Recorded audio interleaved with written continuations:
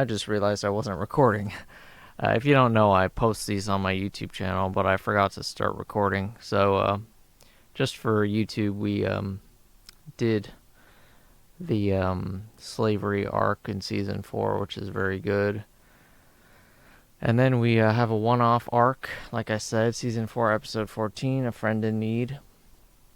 This continues the story of Lux Bonteri and Ahsoka, who's kind of like a love interest for Ahsoka, but obviously she's a Jedi and she can't, really pursue it.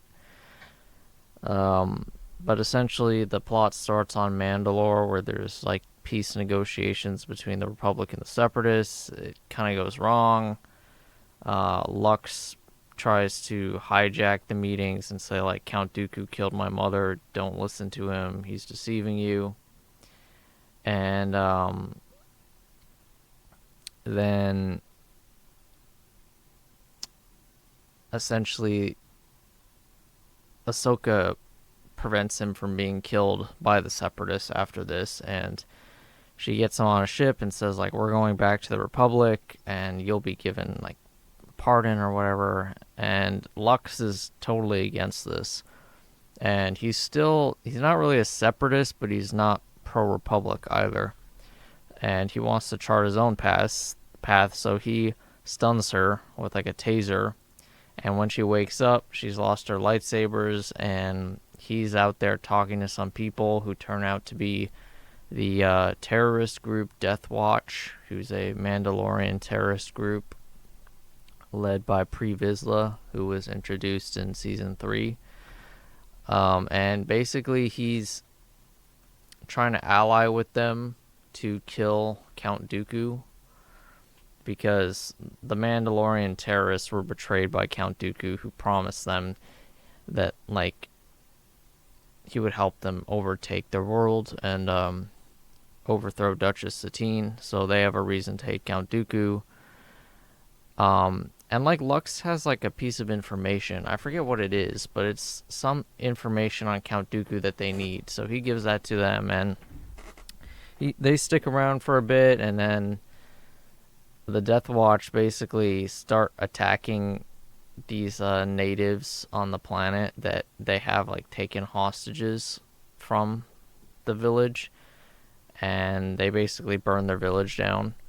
And this is when Ahsoka reveals herself as a Jedi, fights Pre Vizsla, they escape, but Lux basically takes the escape pod and is like, I'm leaving. Wow, time goes fast. We're at 38 already. I gotta do less summarizing the plot. Okay, the next arc is one of the best in the series. It's about a attempted assassination a assassination plot of Chancellor Palpatine and the lengths the Jedi go to protect him. And essentially they fake Obi-Wan's death, and then Obi-Wan uses some technology to disguise himself as a bounty hunter, and he infiltrates Cad Bane and Racco Hardeen's like prison escape. Then they go to Serrano, and essentially they meet with Count Dooku, and the assassination plot is set in motion. And at this time, like, Anakin is not in the know about Obi-Wan faking his death. He thinks he's really dead, and it turns out the council has, hid this information to him to like sell Obi-Wan's death to the public. So essentially this creates even more distrust between Anakin and the council, and it adds to his sort of like anxiety and a lack of trust and all this feelings about the council that come to a head in episode 3 of Star Wars. But yeah, the final episode is really good, and it's when like the plot is fully set in motion. I'm sorry, it's not an assassination plot, it's a kidnapping plot, because obviously they wouldn't assassinate the Chancellor, because obviously he's Count Dooku's boss. But yeah, so the final episode of the arc, 4-episode arc, is this kidnapping plot that's foiled, and it's an overall fantastic,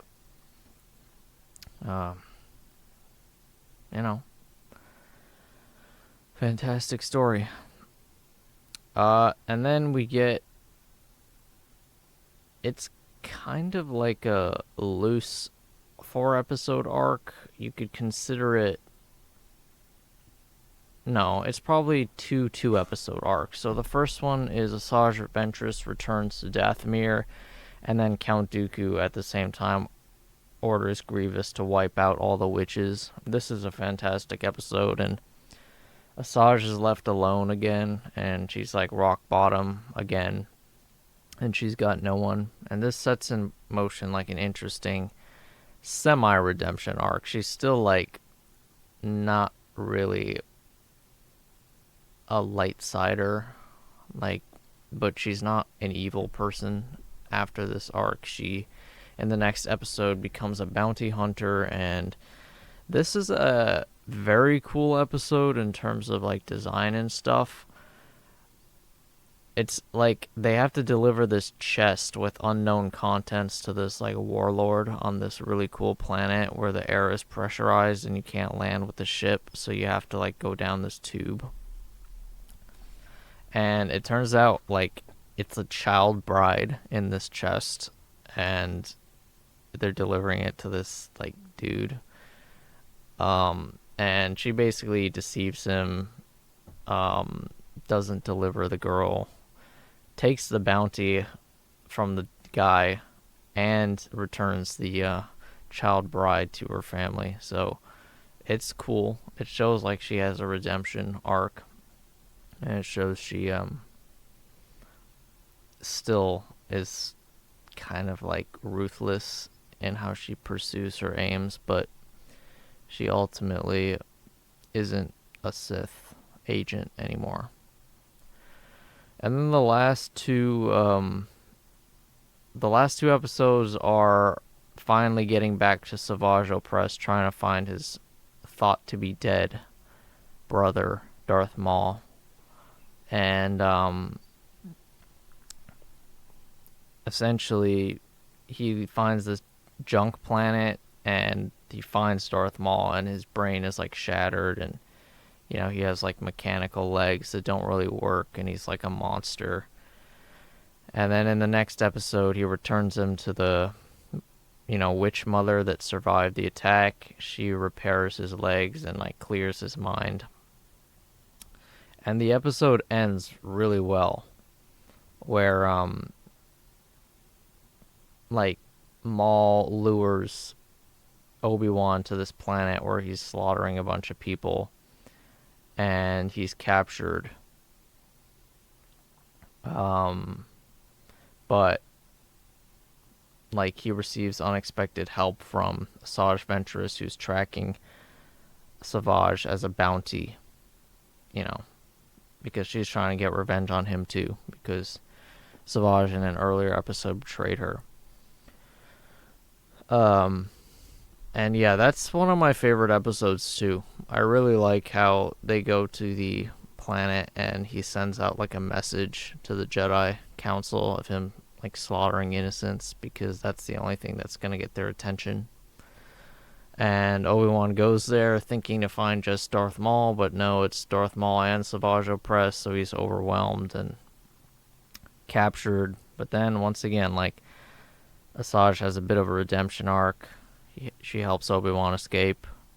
And yeah, very good season. Now we're on season 5, which we only have like 10 more minutes, unfortunately, but it starts out with another Darth Maul episode. He and his brother Savage Opress are trying to basically like constitute themselves as a force in the galaxy. Like, they're just like strong basically, but they don't have like a power base.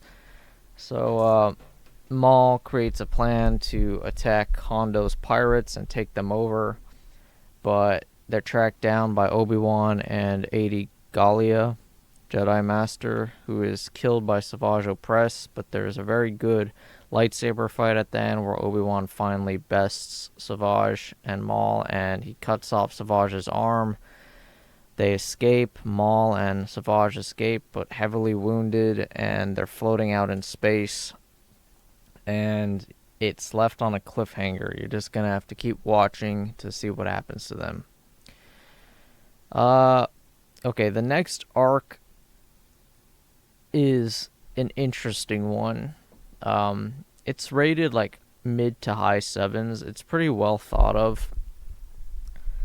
I like this arc, but I certainly rarely ever rewatch it. To me, it's too long. It's one episode too long.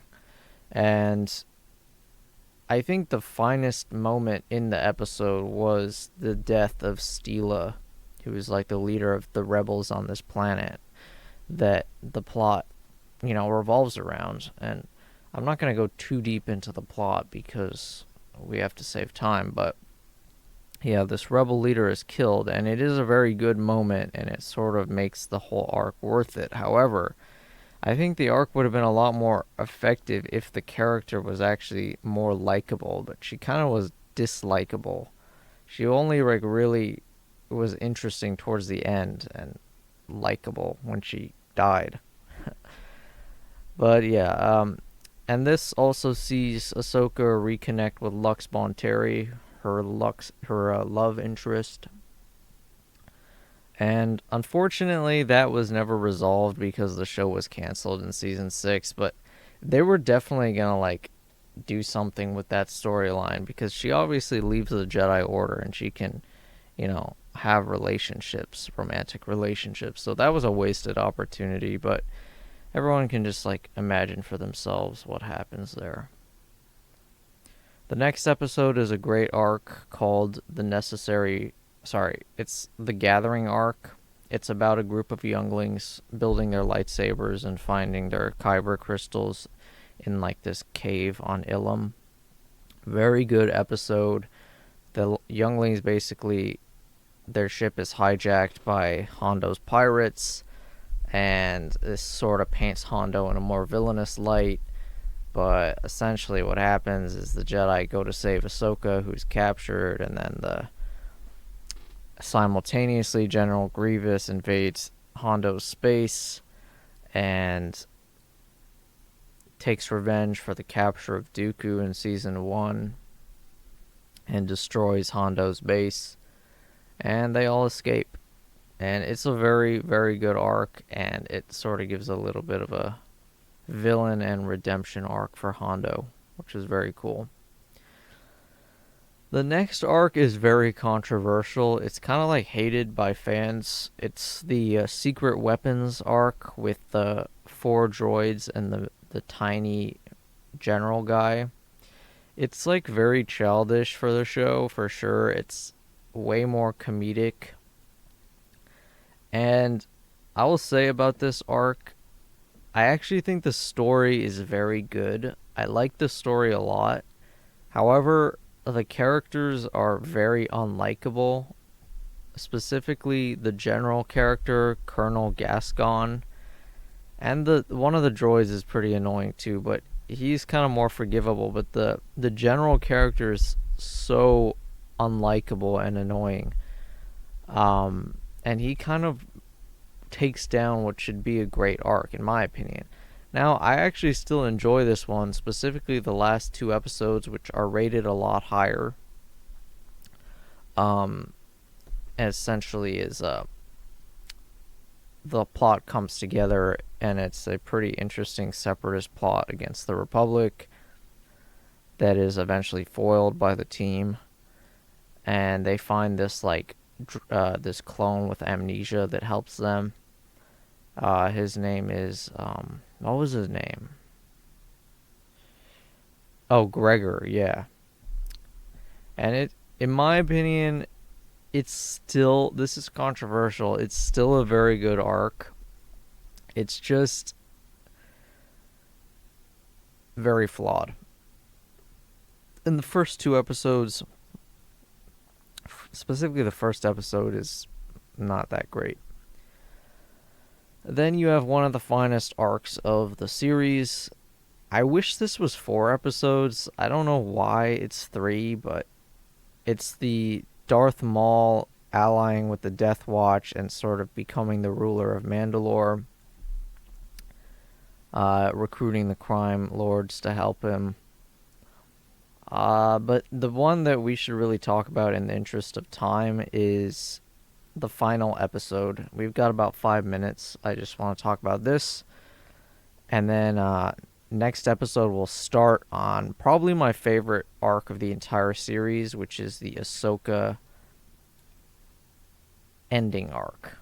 We'll call it that. But anyway, the last arc of the Darth Maul Mandalore arc is pretty perfect. Like I said, he becomes the ruler of Mandalore, and he basically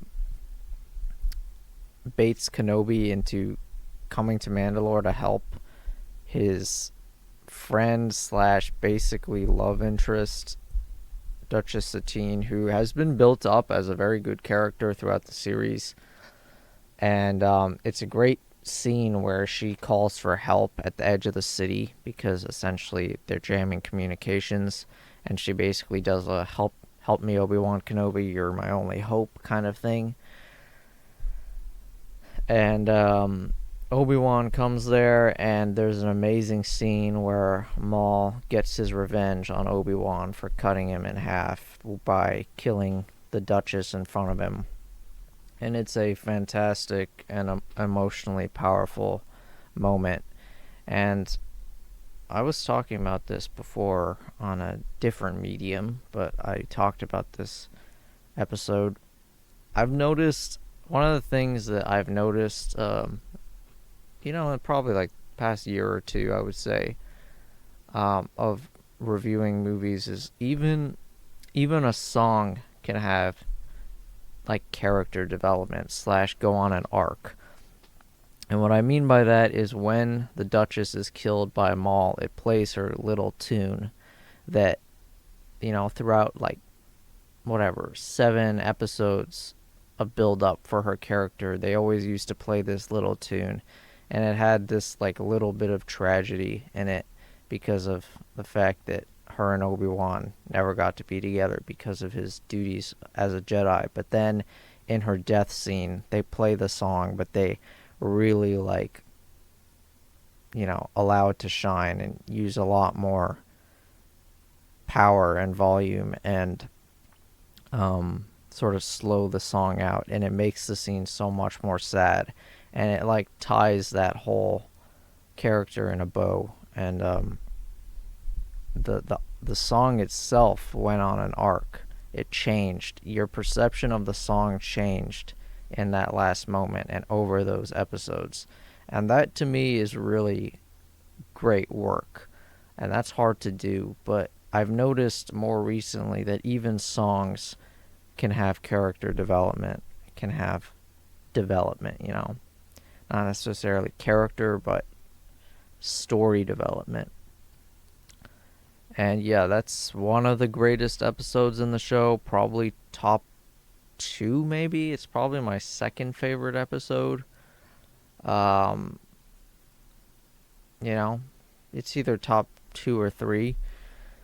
And it's fantastic in every way. But yeah, so like I said, we're at the end of season 5 for my next review. And maybe I'll go straight into that on next show, or maybe I will maybe I'll stop and do a movie and then come back to this later. I don't know. But I hope you enjoyed it. I know perhaps not everybody has watched the Clone Wars show, but I recommend it for any fan of Star Wars. I think you're bound to like it, especially if you stick with it past like a couple episodes. Alright, that's been Nima Golbawai on KUCI 88.9 Irvine. Thank you for watching.